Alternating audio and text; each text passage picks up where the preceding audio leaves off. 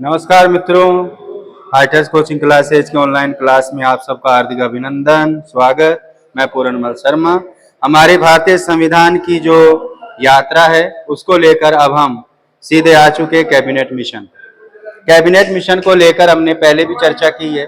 सबसे पहली कि कैबिनेट मिशन 1946 के अंदर भारत पहुंचा। कैबिनेट मिशन का नाम कैबिनेट मिशन क्यों रखा? क्योंकि इसमें जो तीनों सदस्य थे, तीनों सदस्यों के नाम हमने क्लियर कर लिए हैं। पहले सर पैट्रिक लॉरेंस, उसके बाद सर स्टैफोर्ड क्रिप्स और तीसरे एबी अलेक्जेंडर। तीनों के तीनों ब्रिटिश पार्लियामेंट के अंदर कैबिनेट मंत्री थे और इसी कारण इसका नाम रखा गया कैबिनेट मिशन। देखिए, कैबिनेट मिशन को लेकर दो चीजें हम पहले क्लियर कर चुके थे। पहली बात, कैबिनेट मिशन जो भारत में आया उसके दो मुख्य उद्देश्य, पहला संविधान सभा के निर्माण की प्रक्रिया को लेकर और दूसरा अंतरिम सरकार के गठन को लेकर। और वहीं पर ध्यान रखिएगा, अगर हम भारतीय स्वतंत्रता की बात करें, भारत पाकिस्तान के विभाजन की बात करें, तो उसके लिए जो योजना यहाँ पर आई थी जिसका नाम था लॉर्ड माउंटबेटन योजना। तो अब हम चर्चा कर रहे हैं पहले कैबिनेट मिशन की। देखिए, कैबिनेट मिशन भारतीय संविधान सभा के लिए संविधान सभा के सदस्यों का निर्वाचित व मनोनीत होना।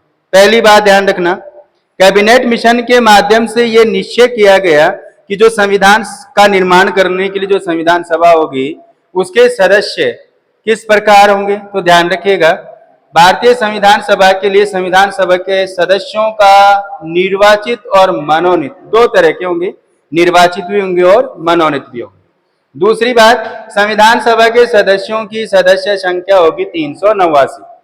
अब 389 क्यों निर्धारित की, ज्यादा क्यों नहीं की? तो इसके पीछे भी एक कारण है, क्योंकि उस समय कैबिनेट मिशन के माध्यम से यह तय किया गया कि जो संविधान सभा के सदस्य हैं वो एक निश्चित जनसंख्या का प्रतिनिधित्व करेंगे और वो निश्चित जनसंख्या हमारे देश की उस समय की कुल आबादी के लगभग बताएगी। तो उस हिसाब से, क्योंकि उस समय लगभग 40 करोड़ के आसपास हमारी आबादी बताई गई, तो उसी के आधार पर कैबिनेट मिशन ने कहा कि एक सदस्य जो है, चाहे वो मनोनीत हो और चाहे निर्वाचित हो, वो लगभग 10 लाख की जनसंख्या का प्रतिनिधित्व करेगा। और इसी 10 लाख की जनसंख्या के प्रतिनिधित्व के कारण कैबिनेट मिशन ने संविधान सभा के सदस्यों की संख्या कितनी निर्धारित कर दी? 389। उसके बाद देखिए, प्रत्येक सदस्य का 10 लाख की आबादी पर निर्वाचित व मनोनीत होना है। अब चाहे सदस्य निर्वाचित हो या मनोनीत हो, कितनी आबादी का प्रतिनिधित्व करेगा? 10 लाख की आबादी। और ये भी ध्यान रखें, इसी के आधार पर आज हमारे जो स्वतंत्र भारत के अंदर चुनाव होते हैं, चाहे वो स्थानीय चुनाव हो या विधानमंडलीय चुनाव हो या संसदीय चुनाव हो, उसके अंतर्गत जो हमारे उम्मीदवार होते हैं वो भी एक निश्चित जनसंख्या का क्या करते हैं? प्रतिनिधित्व करते हैं। उसके बाद देखिए, 389 सीटें निश्चित की गई। 389 सीटों का जो आवंटन किया गया उसमें देखिए 292 प्लस 4, ये तो हो गई आपकी निर्वाचित। क्योंकि ध्यान रखिएगा, संविधान सभा के लिए कुल 296 सदस्यों का क्या होना था भाई? हाँ, तो कितने सदस्य है मित्रों? 389। 389 सीटें जो है वो 389 सदस्यों का ही प्रतिनिधित्व कर रही हैं। उनमें तय किया गया कि 292 प्लस 4, ये तो होंगे निर्वाचित। कैसे? क्योंकि 292 जो सीटें हैं वो तो दी गई थी हमारे 11 प्रांतों को। कितनी सीटें मित्रों? 292। 292 सीटें तो आ गई आपके प्रांतों के लिए। और उस समय भारत में प्रांत कितने थे? 11 प्रांत। तो 292 जो सदस्य हैं वो प्रांतों से आएंगे। और कितने प्रांतों से? 11 प्रांतों से। और जो 4 हैं वो आएंगे आपके केंद्र शासित या चीफ कमिश्नरी क्षेत्रों से। केंद्र शासित कहें या चीफ कमिश्नरी क्षेत्र। और इस समय भारत में चीफ कमिश्नरी क्षेत्र कितने थे मित्रों? 4। तो 4 कहां से आ गएंगे? चीफ कमिश्नरी क्षेत्रों से। अब याद रखिए, उसके बाद 93 जो सीटें वो मनोनीत थी। और ये 93 सीटें जो दी गई थी वो दी गई थी देशी रियासतों को, रजवाड़ों, और इनका होना था मनोनयन। उसके बाद देखिए लालचंद जी,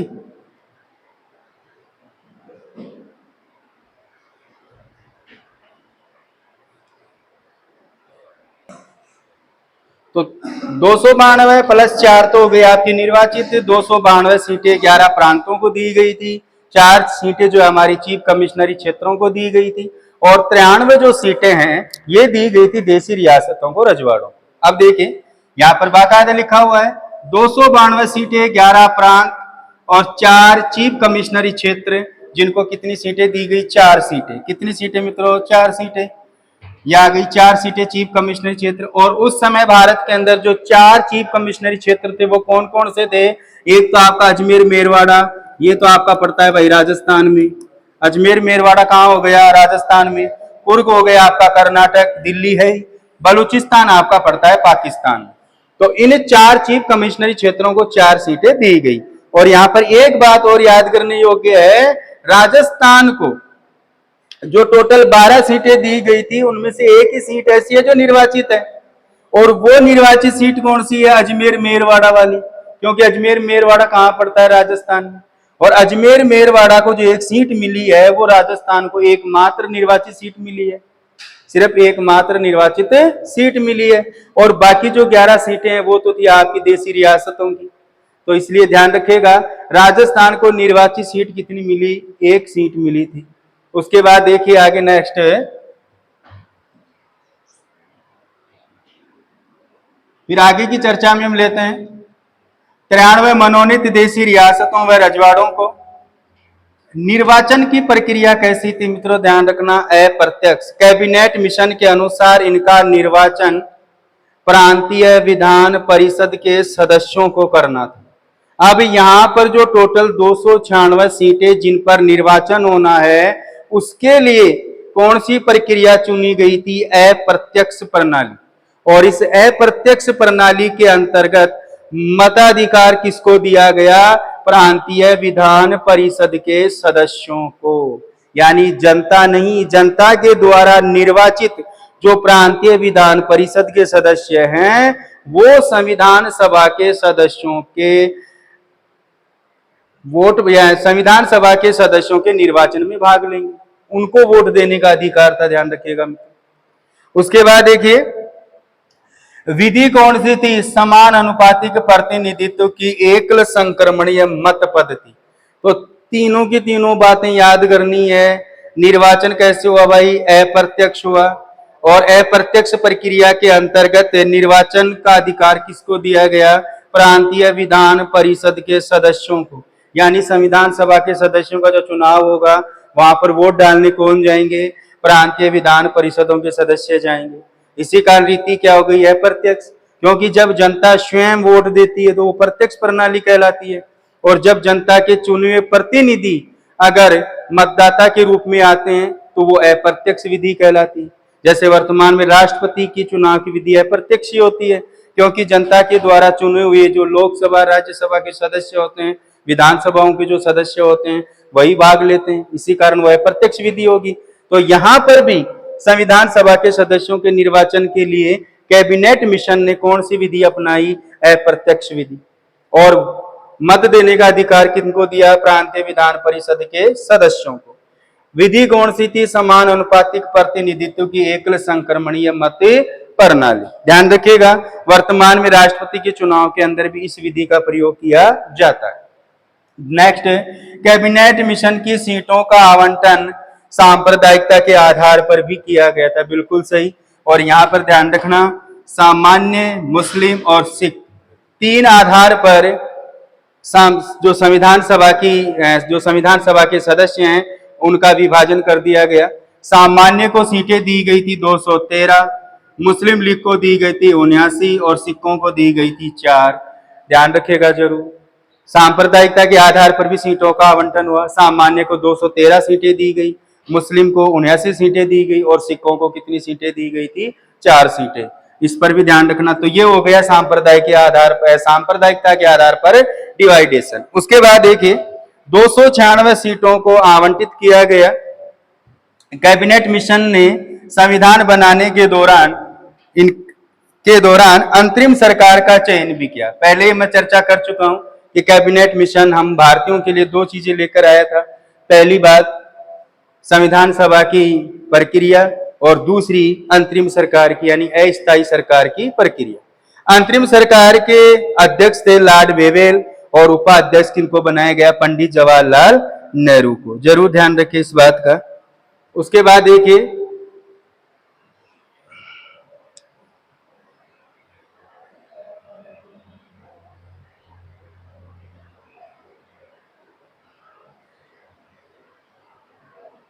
चलिए आगे देखिए।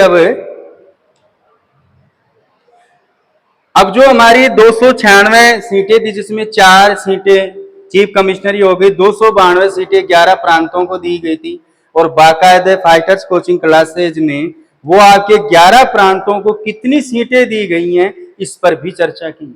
और ध्यान रखिएगा कैबिनेट मिशन ने इन्हें 3 ग्रुपों में डिवाइड कर दिया था, ग्रुप ए, ग्रुप बी और ग्रुप सी। ये बातें ध्यान रखिएगा, बहुत कम क्लासों के अंदर देखने को मिलती है।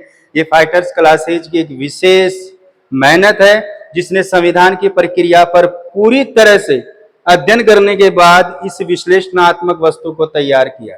देखिए प्रांतों को सीटों का आवंटन इस प्रकार किया गया, 3 ग्रुप बना दिए गए। ग्रुप ए बन गया, ग्रुप बी बन गया और ग्रुप सी बन गया। ग्रुप ए के अंदर आ रहा आपका मद्रास प्रांत, बंबई प्रांत, उत्तर प्रदेश प्रांत, बिहार प्रांत, मध्य प्रांत और उड़ीसा प्रांत। ये 6 जो प्रांत हैं वो आ रहे हैं आपके ग्रुप ए के अंदर। कितने प्रांत? 6 प्रांत। ध्यान रखना मित्रों, 6 के 6 कौन से हैं? मद्रास प्रांत है, बंबई प्रांत है, उत्तर प्रदेश प्रांत है, बिहार है, मध्य प्रांत है और उड़ीसा है। इनमें सीटें देखें, मद्रास प्रांत को दी गई 49 सीटें। कितनी सीटें दी गई मित्रों? 49। बंबई से कितनी सीटें? 21। उत्तर प्रदेश से कितनी? 55 और बिहार को कितनी? 36। मध्य प्रांत को कितनी गई? 17 और उड़ीसा को कितनी दी गई? 9 सीटें। और ये किस ग्रुप में आए? अपने ग्रुप ए के अंदर आए। उसके बाद देखिए नेक्स्ट दूसरा जो अपना ग्रुप था वो था ग्रुप बी। ग्रुप बी के अंदर एक तो आया आपका पंजाब। पंजाब के अंदर ध्यान रखना टोटल 28 सीटें थी और सिखों के लिए विशेष कितनी सीटें दी गई? 4 सीटें। जरूर ध्यान रखना पंजाब में टोटल 28 सीट, जिसमें से 4 सीटें किनके लिए थी? सिखों के लिए। ध्यान रखना। उसके बाद ध्यान रखिए उत्तरी पश्चिमी सीमा प्रांत, जिसको कितनी सीटें दी गई? 3 सीटें। ये वही स्थान है उत्तरी पश्चिमी सीमा प्रांत जहां के तत्काल जो प्रमुख नेता थे जिनका नाम था खान अब्दुल गफ्फार खान। और खान अब्दुल गफ्फार खान इस समय उत्तरी पश्चिमी सीमा प्रांत का प्रतिनिधित्व कर रहे हैं और खान अब्दुल गफ्फार खान को सीमांत गांधी के नाम से भी जाना जाता है। किसके नाम से मित्रों? सीमांत गांधी। ये संज्ञा किसको दी गई है? खान अब्दुल गफ्फार खान को। और खान अब्दुल गफ्फार खान का संबंध कौन से प्रांत से था? उत्तरी पश्चिमी सीमा प्रांत से। और उत्तरी पश्चिमी सीमा प्रांत को कितनी सीटें दी गई थी? 3 सीटें दी गई। उसके बाद देखिए सिंध को 4 सीटें दी गई। सिंध को कितनी सीटें? 4 सीटें। और इन तीनों को, पंजाब को, उत्तरी पश्चिमी सीमा प्रांत को और सिंध को कौन से ग्रुप में डाला गया? ग्रुप बी में डाला गया। उसके बाद देखिए असम और बंगाल। असम को दी गई 10 सीटें, बंगाल को दी गई 60 सीटें और इनको किसमें डाला गया? ग्रुप सी में डाला गया। इसका मतलब सीधा सा है कि जब संविधान सभा के सदस्यों का चुनाव हुआ तो उस समय सबसे ज्यादा सीटें कौन से प्रांत को दी गई थी? भाई बंगाल प्रांत को दी गई थी। कितनी सीटें? 60 सीटें दी गई। कितनी सीटें दी गई मित्रों? 60 सीटें। अकेले किसको? बंगाल प्रांत को। उसके बाद सबसे कम सीटों की अगर बात की जाए तो सबसे कम सीटें किसको दी गई थी? उत्तरी पश्चिमी सीमा प्रांत को। सिर्फ कितनी सीटें मिली थी? 3 सीटें मिली थी। अब देखिए यहां पर ध्यान रखना मित्रों 213 सीटें हैं और यहां पर 79 सीटें। सामान्य को 213 सीटें दी गई, मुस्लिम को 79 सीटें दी गई, सिखों को 4 सीटें दी गई। पहले भी इसकी हम चर्चा कर चुके हैं क्योंकि कैबिनेट मिशन ने सांप्रदायिकता के आधार पर भी संविधान सभा की सीटों का क्या किया था? विभाजन किया था। क्योंकि शुरू से ही अंग्रेजों का टारगेट क्या रहा था? फूट डालो और राज करो। तो यहां पर भी ये चाल चली जा रही है। अब देखिए सर्वाधिक मुस्लिम सीटों पर चुनाव बंगाल में हुआ। ये भी ध्यान रखिए सर्वाधिक मुस्लिम सीटों पर चुनाव कहां हुआ था? बंगाल में। और संविधान सभा के अंतर्गत सर्वाधिक जो सीटों पर चुनाव हुआ वो भी बंगाल से। क्योंकि यहां ध्यान दीजिए बंगाल को कितनी सीटें दी गई हैं? 60 सीटें दी गई हैं। जबकि सबसे कम सीटें किसको दी गई हैं? उत्तरी पश्चिमी सीमा प्रांत को दी गई है। सिखों की सीटें एकमात्र कौन सी जगह थी भाई? पंजाब से थी, जहां पर 4 सीटें मुख्यतः सिखों को दी गई थी पंजाब से। उसके बाद देखिए 4 कमिश्नरी क्षेत्रों में से बलूचिस्तान को ग्रुप बी में डाला गया और जबकि बाकी तीनों को ग्रुप ए में डाला गया। बहुत इंपॉर्टेंट पर्सन है। जो संविधान सभा के सदस्य जिनको कैबिनेट मिशन योजना के आधार पर अलग अलग ग्रुपों में डाला गया था, ग्रुप ए, ग्रुप बी और ग्रुप सी, उसके अंतर्गत ध्यान रखिएगा बलूचिस्तान कौन से ग्रुप में आ रहा है? बी में। तो जरूर ध्यान रखिएगा बलूचिस्तान किस में था भाई? ग्रुप बी में था। जबकि अगर हम बात करें 3 चीफ कमिश्नरी क्षेत्रों की, 3 बाकी कौन से बच गए? एक बच गया आपका कुर्ग, एक बच गया आपका अजमेर मेरवाड़ा और एक आपका बच गया दिल्ली। इन तीनों को कहां डाला गया मित्रों? ग्रुप ए में डाला गया। कौन से वाले में? इस ग्रुप में डाला गया। इसका मतलब यहां पर लिखना हमें अजमेर मेरवाड़ा। अजमेर मेरवाड़ा ग्रुप ए में था, कुर्ग भी कहां था? ए में था और आपका एक बच गया कौन सा? दिल्ली। तो दिल्ली भी भाई कौन से ग्रुप में था? ए ग्रुप में था।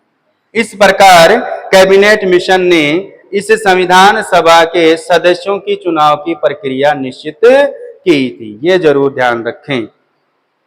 उसके बाद में देखिए मित्रों, अब जुलाई 1946 कैबिनेट मिशन के आधार पर संविधान सभा के चुनाव हुए। चुनाव का रिजल्ट आ गया। तो रिजल्ट देखिए किस प्रकार रहा। जुलाई 1946 में परिणाम आए। परिणामों के अंदर कांग्रेस को मिली 208 सीटें, मुस्लिम लीग को मिली थी 73 सीटें, सिखों को मिली थी 1 सीट और निर्दलीय दलों को मिली 8 और अन्य को मिली 7। तो कहने का मतलब यहां पर सर्वाधिक सीटें किसको मिल रही है? कांग्रेस को, क्योंकि कांग्रेस ने संविधान सभा के सदस्यों के लिए जो निर्धारित सीटों पर चुनाव लड़ा उसमें से 208 सीटों पर विजय हासिल की। मुस्लिम लीग को 73 सीटों पर विजय मिली, सिखों को भाई 1 सीट पर विजय मिली। जो 4 सीटें मिली थी उनमें से 1 सीट पर सिक्के विजय रहे। निर्दलियों को 8 सीटें मिली और अन्य को 7। तो कांग्रेस के और मुस्लिम लीग के अलावा जो अन्य पार्टियां रही हैं उनको कितनी सीटों पर जीत मिली? 15 सीटों पर। इस प्रकार ये हमारे कैबिनेट मिशन के आधार पर जो चुनाव करवाया गया संविधान सभा के सदस्यों का, उसका ये रिजल्ट रहा। उसके बाद देखिए संविधान सभा को लेकर के एक फेमस कथन है चर्चिल का। देखिए चर्चिल ने क्या कहा था कि संविधान सभा उस विवाह के समान है जिसकी दुल्हनी गायब है। अब इस पर एक चर्चिल का कारण था एक, क्योंकि मित्रों ध्यान रखना बुराई कौन करता है? जो हार जाता है। और आप सबको मालूम है कि चर्चिल ब्रिटेन के पूर्व प्रधानमंत्री हैं, कंजर्वेटिव पार्टी से जुड़े हुए व्यक्ति थे। इनको हराया था एटली ने और एटली बन गए ब्रिटेन के प्रधानमंत्री। और एटली ने स्वतंत्रता के संदर्भ में कैबिनेट मिशन भारत में भेजा और इसी को लेकर के चर्चिल ने कथन कह डाला। वो इसलिए कहा क्योंकि हम सबको मालूम है कि जब मुस्लिम लीग को 73 सीटों पर ही विजय मिली, उससे पहले भी अगर हम चर्चा करें तो लगातार मुस्लिम लीग अपने नए देश की मांग कर रहा था और वो था पाकिस्तान, जिसे हम द्विराष्ट्र के सिद्धांत के नाम से भी जानते हैं। क्योंकि द्विराष्ट्र का सिद्धांत ये कहता है कि जो ब्रिटिश भारत है वो 2 देशों के रूप में आजाद होगा, भारत और पाकिस्तान। और मुस्लिम लीग लगातार ये प्रयास कर रहा था कि भाई हमें तो हमारा एक अलग देश ही चाहिए। और इसी कारण जब 9 दिसंबर 1946 को हमारी संविधान सभा की पहली बैठक हुई थी तो मुस्लिम लीग ने संविधान सभा की पहली बैठक का बहिष्कार कर दिया।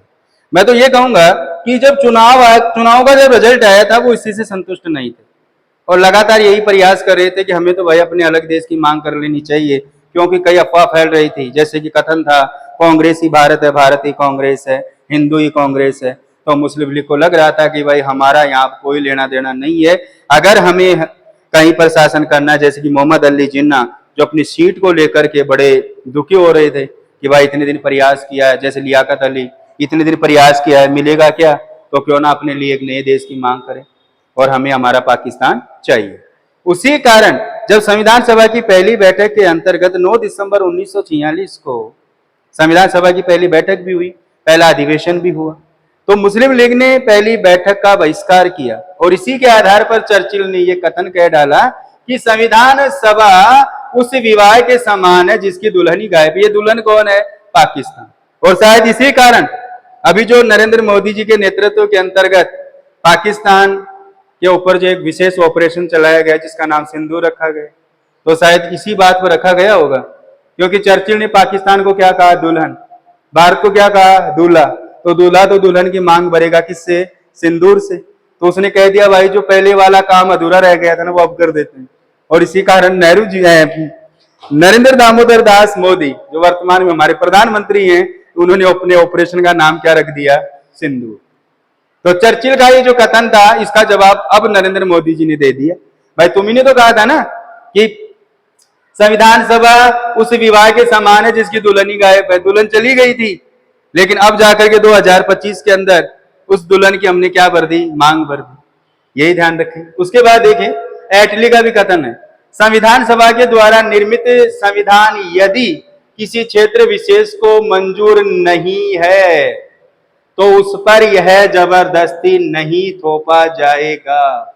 जरूर ध्यान रखिएगा। और शायद इसी कारण लॉर्ड माउंटबेटन ने जो स्वतंत्र भारत के लिए अंतिम गवर्नर जनरल बनकर के आए थे ब्रिटेन की तरफ से, उन्होंने देशी रियासतों को, रजवाड़ों को 3 प्रकार के अधिकार दे दिए थे कि चाहो तो आप भारत में रहो, चाहो तो पाकिस्तान में, और चाहो तो अपना स्वतंत्र देश बनाओ। तो कहीं ना कहीं ये इस कथन की पुष्टि करता है, क्योंकि एटली ने स्पष्ट कहा था कि संविधान सभा के द्वारा निर्मित संविधान यदि किसी क्षेत्र विशेष को मंजूर नहीं है तो उस पर यह जबरदस्ती नहीं थोपा जाएगा। एटली ने संविधान सभा की प्रथम बैठक से पहले ही पंडित जवाहरलाल नेहरू, सरदार बलदेव सिंह और लियाकत अली को विशेष बैठक के लिए लंदन बुलाया था, क्योंकि एटली इस बात को अच्छी तरह जानता था कि जो संविधान सभा के लिए चुनाव हुए हैं और चुनावों के बाद बैठक होनी है, इसमें कुछ समस्याएं हैं। और समस्या सबसे ज्यादा किससे हो रही थी? मुस्लिम लीग से हो रही थी और देशी रियासतों से भी हो रही थी। क्योंकि ध्यान रखिएगा, जो हमारी संविधान सभा की पहली बैठक हुई थी 9 दिसंबर 1946 को, उसमें सिर्फ 207 सदस्य पहुंचे थे। बहिष्कार किया था 2 ने। किन्होंने? मुस्लिम लीग ने और देशी रियासतों के राजाओं। नहीं पहुंचे भाई संविधान सभा की पहली बैठक में। शक पहले ही था एटली को, और इसी कारण एटली इस पर चर्चा करने के लिए संविधान सभा की प्रथम बैठक से पहले ही पंडित जवाहरलाल नेहरू, सरदार बलदेव सिंह और लियाकत अली को विशेष बैठक के लिए लंदन बुलाया। संविधान सभा की प्रथम बैठक आहूत करने के लिए 27 नवंबर 1946 को, कितनी तारीख को? 27 नवंबर 1946 को संविधान सभा के सभी सदस्यों को उनके प्रमाण या परिचय पत्र आवंटित किए गए। भाई जो जीत चुके हैं उनको उनकी जीत का प्रमाण भी देना है, ताकि वो उसको लेकर के संविधान सभा की पहली बैठक में उपस्थित हो। तो ध्यान रखिएगा, संविधान सभा की प्रथम बैठक आहूत करने के लिए कितनी तारीख को? 27 नवंबर 1946 को संविधान सभा के सभी सदस्यों को उनके प्रमाण पत्र या परिचय पत्र आवंटित किए गए। जरूर ध्यान रखना, कितनी तारीख को भाई? 27 नवंबर को। संविधान सभा की प्रथम बैठक आ चुकी है 9 दिसंबर 1946, और दिन क्या था? सोमवार। अगर दिन का भी याद रखोगे ना मित्रों तो भाई दिन भी क्लियर कर लेना। 9 दिसंबर 1946 को क्या था? सोमवार। और इसी दिन हमारी संविधान सभा की पहली बैठक हुई। अब संविधान सभा की पहली बैठक कहाँ की गई भाई? दिल्ली की संसद, जो वर्तमान में हमारा संसद भवन है, वहीं पर यह बैठक हुई थी। कितनी तारीख को? 9 दिसंबर 1946 को। वार क्या था भाई? सोमवार था। कितने सदस्य आए भाई? 207। अब देखे, मैं सदस्यों को लेकर के कुछ बात क्लियर कर देता हूं आपको। सबसे पहले तो ध्यान रखिएगा, यहां पर थोड़ी सी चर्चा हम कर रहे हैं। देखिए, सबसे पहले तो ध्यान रखिए मित्रों, संविधान को लेकर सदस्यों की कुछ स्थिति। संविधान सभा को देखो, सबसे पहले संविधान सभा विशेष तथ्य हम कर रहे हैं सदस्यों, इन पर चर्चा कर लेते हैं। पहले सदस्य देखो भाई क्या स्थिति थी। कैबिनेट मिशन ने कैबिनेट मिशन ने कितने सदस्यों के लिए कहा? 389। कैबिनेट मिशन के अनुसार संविधान सभा के कितने सदस्य होने चाहिए? 389। दूसरी बात, लॉर्ड माउंटबेटन योजना, लॉर्ड माउंटबेटन योजना, इसने कहा भाई 324। कितने? 324। उसके बाद दूसरा, विभाजन के बाद या विभाजन के पश्चात, विभाजन के पश्चात कितनी सीटें बची भाई? तो विभाजन के पश्चात सीटें रह गई थी कितनी? 299। कितनी सीटें? 299। उसके बाद जो प्रथम बैठक हुई संविधान सभा की, प्रथम बैठक में कितने सदस्य थे? तो बात में ध्यान रखना मित्रों, प्रथम बैठक में संविधान सभा के कितने सदस्य पहुंचे? 207। उसके बाद ध्यान रखें, प्रथम अधिवेशन में, जो प्रथम अधिवेशन हुआ उस प्रथम अधिवेशन में कितने सदस्य पहुंचे? तो भाई 211। कितने सदस्य पहुंचे? 211। और जो संविधान सभा की अंतिम बैठक हुई थी, कौन सी अंतिम बैठक? यानी 12वीं बैठक। तो जो संविधान सभा की अंतिम बैठक हुई थी, 12वीं बैठक हुई थी, उस 12वीं बैठक में कितने सदस्य आए भाई? 284। कितने सदस्य मित्रों? 284। ये 284 वही सदस्य हैं जिन्होंने संविधान पर हस्ताक्षर किए। संविधान पर क्या किए? हस्ताक्षर। कितने सदस्यों ने? 284 ने। कितनी तारीख को किए थे? 24 जनवरी 1950। सबसे पहला हस्ताक्षर किसने किया था? तो ध्यान रखना, पंडित जवाहरलाल नेहरू। सबसे पहला हस्ताक्षर किसने कर दिया था? पंडित जवाहरलाल नेहरू ने। सबसे अंतिम हस्ताक्षर किसने किया था? डॉक्टर राजेंद्र प्रसाद। किन्होंने किया? डॉक्टर राजेंद्र प्रसाद। राजस्थान की तरफ से हस्ताक्षर किसने किए थे? तो ध्यान रखना, बलवंत सिंह मेहता, जो उदयपुर से थे। किन्होंने किया? बलवंत सिंह मेहता, जो कहां से थे? उदयपुर से। तो भाई ध्यान रखो, ये हो गई। दूसरी बात, संविधान के अंदर जो हमारी संविधान सभा थी, उसके अंदर महिला सदस्य कितने थे? कितनी थी? तो ध्यान रखना, संविधान सभा में महिला सदस्य कितनी थी भाई? 15। कितनी थी? 15। दूसरी बात भाई, जो प्रथम बैठक हुई थी संविधान की, कौन सी बैठक मित्रों? प्रथम बैठक। उसमें कितनी महिला थी? तो ध्यान रखना, 10 महिला सदस्य। प्रथम बैठक में कितनी महिला सदस्य थी? 10 महिला सदस्य। दूसरी बात, राजस्थान के, तो राजस्थान की तो चर्चा करनी पड़ेगी। तो भाई ध्यान रखना, संविधान सभा के अंदर राजस्थान की तरफ से, हमारे राजस्थान की तरफ से कितने सदस्य गए भाई? 12 सदस्य। कितने? 12 सदस्य। उनमें से 11 तो थे मनोनीत, जो देशी रियासतों के द्वारा भेजे जाने थे, और एक सदस्य था भाई निर्वाचित। क्या था? निर्वाचित। और एक निर्वाचित सदस्य कहां से आया था भाई? अजमेर मेरवाड़ा से, क्योंकि अजमेर मेरवाड़ा उस समय चीफ कमिश्नरी क्षेत्र था, और चीफ कमिश्नरी क्षेत्र के सदस्यों को निर्वाचित किया गया था। तो राजस्थान से निर्वाचित सीट एक ही थी।